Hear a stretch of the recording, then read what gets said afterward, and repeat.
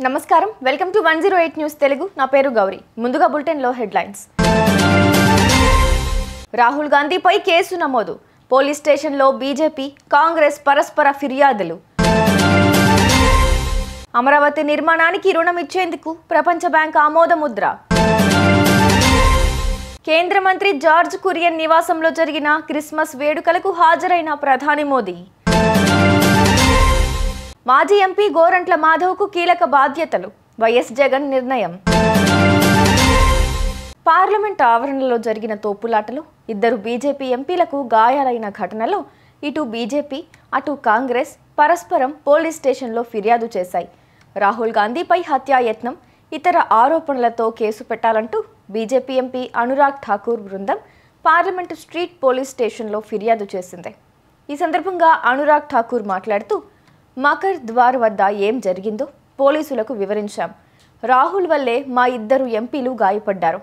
ప్రతాప్ సారంగిని రాహుల్ నెట్టేశారు అని తెలిపారు. బీజేపీకి కాంగ్రెస్ ఎంపీ ప్రమోద్ తివారీ నేతృత్వంలో ఆ పార్టీ నేతలు అదే పోలీస్ స్టేషన్లో ఫిర్యాదు చేశారు. కాగా బీజేపీ ఎంపీల ఫిర్యాదు మేరకు భౌతిక దాడికి రెచ్చగొట్టారన్న ఆరోపణలతో ఢిల్లీ పోలీసులు రాహుల్ గాంధీపై ఎఫ్ఐఆర్ నమోదు చేశారు. కాగా రాహుల్పై BNS 109, 117, 125, 131, 351 సెక్షన్ల కింద కేసు పెట్టామన్నారు. 109 అటెంప్ట్ టు మర్డర్, 117 స్వయంగా గాయపరచడం కిందకొస్తాయి.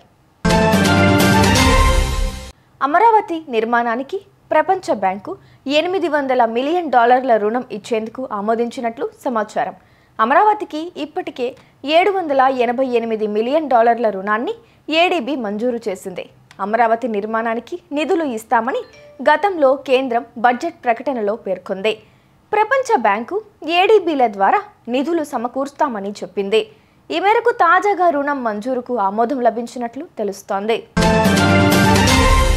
ప్రధానమంత్రి నరేంద్ర మోదీ దేశ రాజధానిలోని కేంద్ర మంత్రి జార్జ్ కురియన్ నివాసంలో జరిగిన క్రిస్మస్ వేడుకలకు హాజరయ్యారు.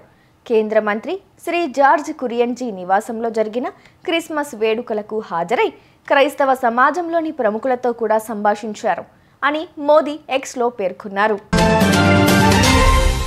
2024 ఎన్నికల్లో ఓటమి తర్వాత డీలా పడిన వైసీపీ శ్రేణుల్లో ఉత్తేజం నింపేందుకు వైసీపీ అధినేత వైఎస్ జగన్మోహన్ రెడ్డి పలు కీలక నిర్ణయాలు తీసుకుంటున్నారు.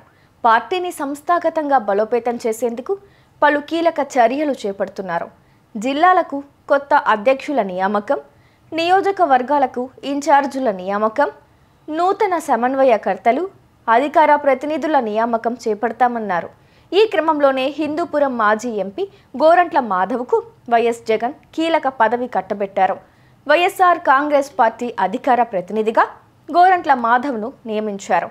ఈ మేరకు ఆ పార్టీ అధ్యక్షుడు వైఎస్ జగన్ నియామక ఉత్తర్వులు జారీ చేశారు.